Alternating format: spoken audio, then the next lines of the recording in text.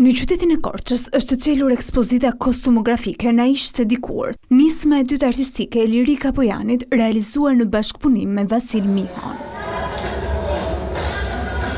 Përmes butaforisë dhe punës së kujdesshme artizanale, autorët kanë sjellë në jetë figurat historike të Themistoklit Gërmenjit dhe komandantit francez që shpalli Korçën krajinë autonome, duke ndërthurur historinë me element të pasur të veshjeve tradicionale të juglindjes shqiptare. Sigurisht që kostumografia e Korçës është shumë e pasur, prap kemi për ta mbushur, por kam sjell bashkëtesën, është në një mozaik, bashkëtesësh kostumesh dhe fytyrash të identiteteve dikur në kohë. Nëpërmjet kësaj ekspozite, vizitorët udhëtojnë ndërshekuj për të zbuluar larminë e kostumeve të komuniteteve maqedonase, rome, si dhe figurave të njohura të teatrit e muzikës korçare, që kanë lënë gjurmë në kujtesën kulturore të qytetit. Kemi një identitet të trashëguar nga të parët shumë të thellë, shumë të rëndësishëm dhe shumë të larmishëm.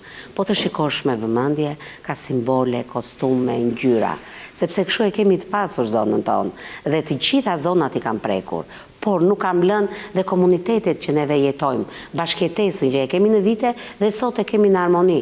Në Korçë ne bashkëtojmë me komunitetin Arumun, kemi komunitetin Maqedonës, kemi Romët dhe këtu i kam sjell shumë bukur të ndërthurura me pjesët e tyre që i kanë edhe në mënyrë jetese, edhe në bashkëtesë me kostume. Më shumë se 25 kostume autentike përfaqësojnë trashëgiminë dhe identitetin e trevave juglindore, ndërsa qëllimi i Pojanit mbetet i qartë: ruajtja dhe përcjellja e traditës së veshjeve popullore shqiptare tek brezat e rinj. Ekspozita do të qëndrojë hapur për publikun edhe gjatë javës së ardhshme, duke ftuar çdo vizitor të prek nga afër hijeshinë e historisë së dikurshme.